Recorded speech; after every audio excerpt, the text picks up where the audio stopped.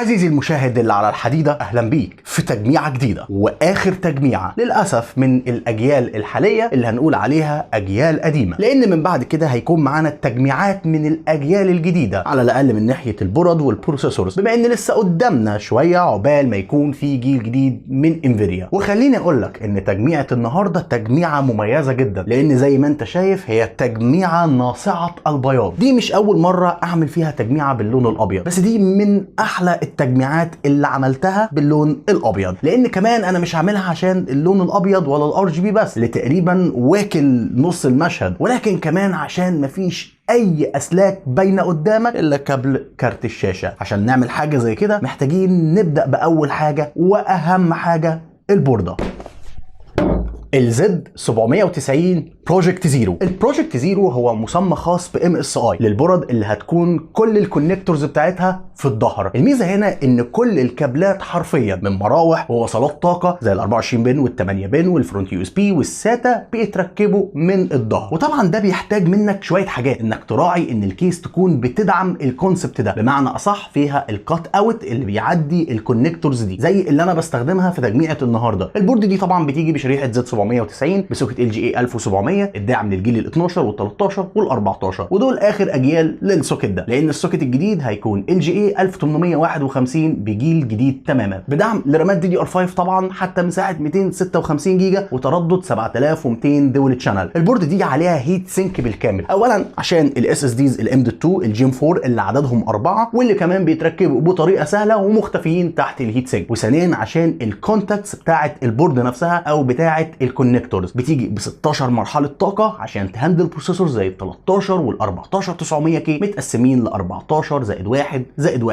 فيها كل المنافذ اللي محتاجها بما فيهم الواي فاي 7 وحتى البي اس 2، وده بصراحه من النوادر ان انا الاقيه، لان تقريبا الاكسسوارات اللي بتستخدم المنفذ ده اختفت وبقت نادره جدا. سعر البورده دي هو 255 دولار او 14000 جنيه مصري. وبالمناسبه لو انت مش هتركب بروسيسور كي او مش عاوز مميزات شريحه الزد، في بورد بي 760 من نفس الكونسبت، وفي بورد كمان بي 650 لو هتركب بروسيسور من اي ام دي. وبالمناسبه بما ان البورد دي من ام اس اي، فلو انت اشتريت اي منتج من منتجات ام اس اي في خلال الفتره ما بين 26 سبتمبر لحد 26 اكتوبر، فانت تقدر تستمتع بكاش باك على حسب المنتج بتاعك، يوصل في بعض المنتجات ل 5750 جنيه مصري. الكاش باك هيكون على هيئه جيفت كارد هتوصلك على البيت، تقدر تستخدمها في اماكن ومواقع كتيره جدا. المهم ان المنتج يكون من ضمن الليست اللي قدامك دي، ويكون من موزع معتمد لام اس اي وكمان الوكيل الرسمي لام اس اي. والبروموشن ده بيغطي كل منتجات ام اس اي اللي موجوده، سواء بورد او كروت شاشه، بورات، كولارات او حتى شاشات. بعد ما بتشتري لازم تروح على اللينك اللي هتلاقيه تحت في الديسكريبشن وتعمل اكونت على موقع ام اس اي وترفع صوره الفاتوره بتاعتك اللي انت شاري بيها، واهم حاجه تكون صوره واضحه فيها اسم المنتج والسيريال نمبر والمكان اللي اشتريت منه. بعد ما كل حاجه تكون مطابقه للمواصفات هيجي لك على عنوانك الجيفت كارد اللي هيكون فيها قيمه الكاش باك بتاعك. افتكر ان المنتجات اللي ساري عليها عرض الكاش باك او بروموشن الباك تو سكول تكون اشتريتها من يوم 26 سبتمبر لحد 26 اكتوبر، ومعاك لحد يوم 10 نوفمبر اللي تقدر تاخد فيه الكاش باك. نخش بقى على ثاني قطعه وهي البروسيسور، اللي مش فارق انه يكون ابيض او اسود لانه هيختفي تحت الكولر. البروسيسور هيكون الكور اي 5 14600 كي. بما اني اولا جايب بورده زد 790 فلازم اخد بروسيسور بينتهي بحرف الكي، وثانيا ليس كرها في اي ام دي بعيدا عن ان البورده اللي معايا هي زد 790، بس الفكره اني بفضل البروسيسور ده عشان اولا اداؤه في تعدديه المهام احسن من الرايزن 7. لو انت مهتم فقط لا غير باداء الالعاب وعلى 1080 بي روح للرايزن 5 7600 اكس، ده يعتبر من احسن البروسيسورز متوسطه السعر في الالعاب. انما لو انت مهتم بالشغل على الجهاز مش الالعاب بس، فال 14600 كي صفقه ربحانه، هو او ال 13600 كي ايهما ارخص بالنسبه لك، هم مش فارقين عن بعض كتير. البروسيسور طبعا من فئه الكي يعني بدعم الكسر السرعه، وبيجي من غير كولر بسعر 260 دولار او 16000 جنيه مصري. الرام بقى على عكس البروسيسور لازم تكون باللون الابيض وتكون ار جي بي، وبالتحديد واحده من الرامات اللي بستخدمها بشكل يومي وبستخدمها كتير جدا في التجميعات، الاكس بي جي لانسر ار جي بي. هناخد نسخه 6400 ميجا هرتز عباره عن كت 2 في 16 في وضعيه دول تشانل. الكونفجريشن دي كمساحه هي السويت سبوت في الدي دي ار 5، وكمان بدايه منطقيه جدا لو انت هتشتغل على الجهاز او حتى هتلعب عليه، هتكون اكتر من كفايه للسيستم والبرامج، عدا طبعا افتر افكتس ده بلعه رامات مهما تحط له هيبلعها كلها. نسخه طبعا ار جي بي من نوع ادريسبل عشان تتماشى مع باقي مكونات الجهاز. سعر الرام دي هو 108 دولار او 6000 جنيه مصري. نروح بقى للاس اس دي، وهو برضو من القطع القديمه ولكن القطع المميزه جدا، وبستخدمه برضو في جهازي الشخصي الاكس بي جي جامكس اس 70 بليد. مش ده، انا بستخدم حته 2 تيرا. الحقيقه ان ده كمان الاس اس دي الشخصي بتاعي بعد ما اتبدل لي، لان النسخه اللي كانت معايا كانت النسخه الاس 70 العاديه والقديمه اللي كانت بهيت سينك قد دماغي. طبعا الجديده ما تقلش عنه في الاداء في اي حاجه، لكن هنا مفيش هيت سينك ضخم فهيختفي تحت الهيت سينك بتاع البورد عادي جدا. بيجي بمساحه 1 تيرا بايت، وفي منه نسخ لحد 8 تيرا بايت، وده من القلائل من الاس اس دي اللي بيجي بالرقم ده من المساحه. معتمد على خطوط الجيم 4 اكس 4 عشان يديك سرعه قرايه توصل ل 7400 ميجا او سرعه كتابه توصل ل 6800 ميجا، يعني مقفل اللعبه. وتوتال تيرا بايتس ريتن او عمر كتابه يوصل ل 740 تيرا بايت للنسخه دي. سعره هو 118 دولار او 4500 جنيه مصري، والحقيقه ان سعره في مصر على حسب ما لقيت يعني كويس جدا وارخص من سعر بره. نركن الاس اس دي زي الرامات ونروح للحاجه اللي باللون الابيض الثانيه، كارت الشاشه. واحد من افضل الكروت اللي الحقيقه برشحها في الفئه الفوق متوسطه، ال 4070 سوبر، وبالتحديد نسخه الفينتوس 2 اكس. نسخه ما هياش طويله او اوفر في حجمها، بالعكس النسخه حجمها كويس جدا ومعقول طول وسمك، لا يزيد عن 2 سلوت اللي هي الاحجام الطبيعيه. يعني انا عارف ان ده بالنسبه لك مروحتين فقليل جدا على كارت 4070 سوبر، ولكن عاوز اقول لك ان الكارت ده تحت اعلى مستوى ضغط التبريد ما خلاهوش يعلى عن درجه، وانا بضغط على الجي بي يو وامكانيات الكارت ده بنسبه 100%. انا معاك ان فعلا الكارت صغير ومروحتين مش 3، لان بالنسبه لك 3 مراوح يعني هيت سينك اكبر، بالتالي تبريد احسن، بس ده ما يقللش خالص من النسخ الصغيره، لان في حاجه اسمها كفاءه التبريد. الكارت طبعا مناسب للالعاب على ال 2K، ولو انت هتلعب على 1080 بي فانت اكيد هتاخد عداد فريمات متقفل في كل الالعاب، وبالاخص الكومبيتيتيف منها. انت مش محتاج لكارت احسن او اعلى من كده على الريزولوشن ده، لان بعد كده اختناق الكارت مع البروسيسور هيبدا يبان. الكارت عشان يشتغل بيحتاج كابل 16 بن او 12 فولت هاي باور او كارت البي سي اي اكسبريس 5، لانه بيسحب 220 واط، وبيجي لك معاه تحويله من 2 8 بن لواحد 16 بن. بس انا مش هستخدمها، هستخدم باور جاي في المنفذ ده دايركت من الباور للكارت.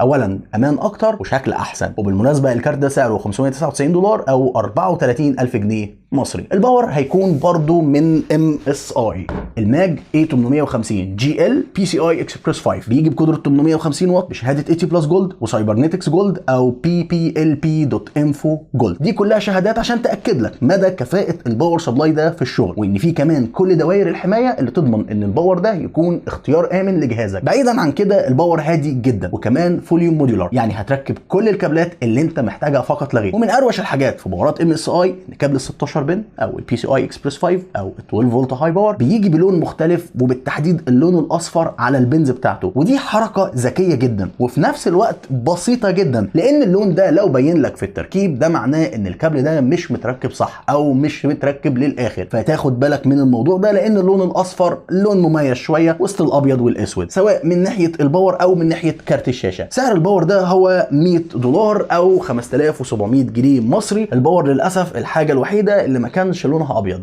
بالاخص الكابلات، وبالتحديد كابل 16 بن، لان ده الكابل الوحيد اللي هيكون ظاهر. باقي الكابلات مختفيه تماما في ظهر الكيس، والباور نفسه اصلا مش هيكون ظاهر، وده لان الكيس اللي انت شفتها من شويه مش هقدر اطلعها دلوقتي، اللي انا استخدمتها هتكون باللون الابيض الانفيدر اكس بالتحديد. الكيسه دي من الكيسات الكيوب او الكيسات اللي بتسميها بعض الشركات الاوشن فيو او الانفينيتي فيو او البول فيو او ايا كان بيسموها ايه، بمعنى انك تكون شايف كل المكونات من قدام وكمان من الجنب. بس الباور هنا بدل ما هيكون ورا مع باقي الكابلات هيكون قدام مع الكارت والبورد في المكان الطبيعي. بتيجي بواجهه من الازاز وكمان باب من الازاز الشفاف، ومنافذ دخول التهويه هتكون من الظهر ومن تحت، ودول هتلاقي عليهم مراوح بحجم 120 مللي بينوروا طبعا RGB من نوع ادريسابل. ده كمان بالاضافه لمروحه اخيره RGB برضو 120 مللي عشان تطرد الهواء السخن من جوه الكيسه. في امكانيه انك تركب 3 مراوح فوق او تركب الليكويد كولر ال 360. وبالمناسبه هي مش بس بتدعم البرد اللي الكونكتورز بتاعتها بيكون في الظهر زي البروجكت زيرو، لكن تقدر تركب عليها البرد العاديه بدون اي مشكله، وفي كل الاحوال هتاخد كيبل مانجمنت لطيف جدا وسهل جدا بمساحه تخزين مناسبه لاي سيستم هتستخدمه. عجبني في الكيس دي حاجتين حلوين قوي، ان الكيسه دي جاي معاها جي بي يو هولدر شكله حلو واستخدامه سهل، وفيه مغناطيس عشان يمسك في شراود الباور، وتقدر تثبت الكارت زي ما انت عاوز. وان المراوح هنا جايه بتصميم الريفرس بليد، ودي من اذكى الحركات. الكيسات الكيوب عشان تركب فيها المراوح في الاماكن المسؤوله عن دخول الهواء البارد بتضطر انك للاسف تعكسها، بدل ما يكون الار جي بي الصريح هو اللي باين قدامك والبليد نفسها هو جزء منه بيكون ظاهر، وظاهر لك اكتر ظهر المروحه، الظهر ده او الفريم اللي بتكون ماشيه فيه الكابلات وشايل كمان الدوائر، فشكله بيكون وحش جدا بالنسبه لك، بس طبعا بتكون مضطر لكده عشان الكفاءه نفسها. فاكس بي جي خلت المراوح اللي مسؤوله عن دخول الهواء يكون وشها لجوه الكيس بنفس تصميم البليدز اللي تخليها تسحب الهواء من بره الكيس بدون ما يأثر على الوظيفه الاساسيه في اي حاجه، وفي النهايه بيديك الشكل المتناسق اللي قدامك. عشان كده هتلاقي في ظهر الكيس في فتحه تهويه يخش منها الهواء البارد عشان يكون عندك دايره تبريد متكامله. الكيسه دي سعرها 6650 جنيه او 188 دولار، وبالمناسبه سعرها في مصر احسن من بره بالنسبه للنسخه البيضاء، والنسخه اللي باللون الاسود هيكون سعرها 6500. نروح لاخر قطعه عشان نقفل تجميعتنا على كده، واللي هتكون برضو باللون الابيض الكولر. البروسيسور ده مش محتاج تستخدم له 360 مللي، انت 240 مللي هيكون اكتر من كفايه، لان البروسيسور هنا اقصى درجه حراره وصل لها هو 59 درجه على اعلى بروفايل باور ليه، ف 360 ملم ده اكتر من كفايه على بروسيسور زي ده، لان في فرق سعر ما بين ال 240 وال 360 ملم. درجه الحراره طبعا هتكون ازيد تقريبا ما بين 5 لماكسيمم 10 درجات، يعني لسه برضو في السيف سايد، فمش لازم تجيب 360 زي ما انا عامل، لان فرق السعر ما هواش قليل بينهم على حسب طبعا البراند كمان، لان مش كل البراندات زي بعض. بس ال 360 زي ما هيديك درجات حراره اقل هيسمع معاك في حاجات تانية، زي معدل دوران للمراوح قليل جدا سواء المراوح بتاعت الرادياتير او البامب، اللي بالتالي هتديك معدل ضجيج قليل وعمر افتراضي اطول، فالمعادله ليها اكتر من طرف وانت وميزانيتك. الكولر اللي انا استخدمته هيكون الليفانتي اكس 360، بيجي ببامب عليها الميرور افكت وبتنور ادريسابل ار جي بي، ووش البامب تقدر تفكها عشان مهما كان اتجاه البامب تقدر تخلي اللوجو في الوضع المظبوط. بثلاث مراوح طبعا 120 ادريسابل ار جي بي. الكولر سعره 7900 جنيه مصري او ما يوازي 163 دولار. يبقى التوتال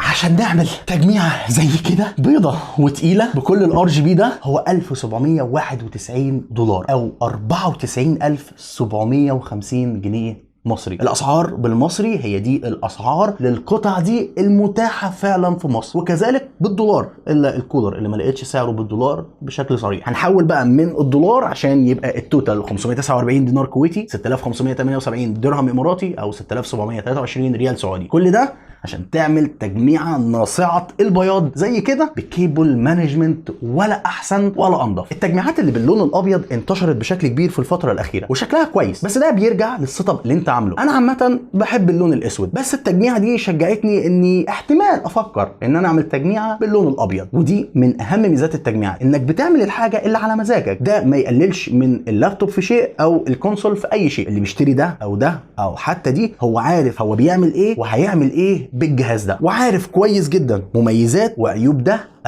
او دي. وافتكر دايما ان التجميعات مرنه جدا وقابله للتغيير على حسب انت بتفضل انهي براند والميزانيه بتاعتك واصله لحد كام، والاهم استخدامك هو ايه. لايك بقى لو التجميعه دي عجبتك، رايك تحت في التعليقات، ولحد التجميعات الجايه ما تنساش تشترك في القناه وتفعل جرس الاشعارات عشان اشوفك ان شاء الله في الحلقه اللي جايه.